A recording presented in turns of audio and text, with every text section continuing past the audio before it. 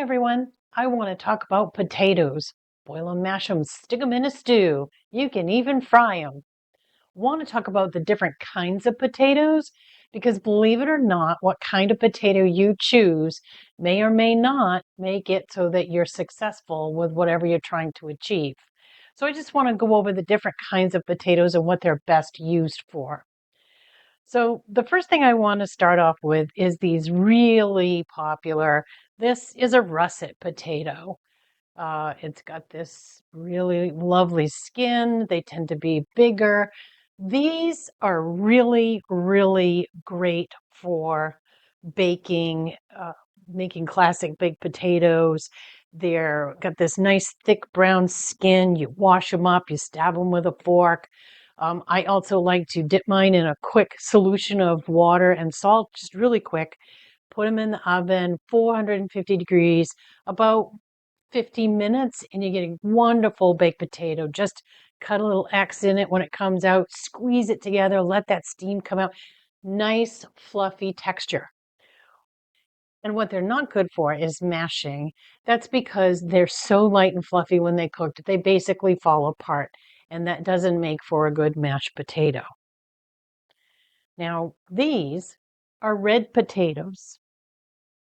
See, they have a thin red kind of skin. They're very waxy, very firm. These are great for boiling. They're great for making potato salad, roasting whole, putting in soups and stews. That's because of the waxiness that's in them. They tend to keep their shape really well. These are Yukon Golds. Now, if you want a good mashed potato, this is what you're looking for. They have a thin, yellowish kind of peel, so it makes them easy to peel. They're very creamy. They have a medium starch once they're cooked. They're great for mashing, roasting, gratins, potato salad, soups. It's also not good for deep frying, and that's because they absorb too much oil. So if you want to make French fries, do not get Yukon Golds. Get a russet. Okay, let's look at these other little beauties we have. These guys are just little tiny white potatoes. There's nothing too unusual about them. You can buy them in a big bag.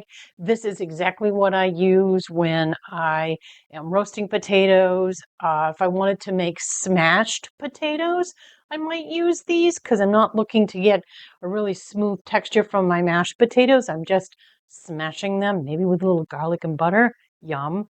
They're also great for roasting. These are little red potatoes. They're baby red potatoes. Same kind of thing as these ones. They're great for making smashed potatoes or putting in a stew or boiling them and putting them whole. You could put those right in, split them in half, put them in butter. Yum, yum. These little puppies are fingerling potatoes, and that's because supposedly they look like a finger. These things have a nice, light, colorful skin. They're waxy to a creamy. They're really good for roasting whole, pan frying. Split these right down, put them on your pan, especially cast iron. Let them just sit there and get nice and golden brown.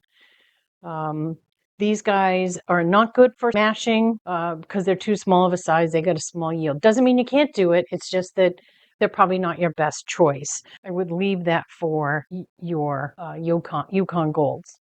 Now, one potato that I haven't brought in here because it kind of doesn't is it's kind of a multi-purpose type of thing. It's not part of this group, a Kennebec potato.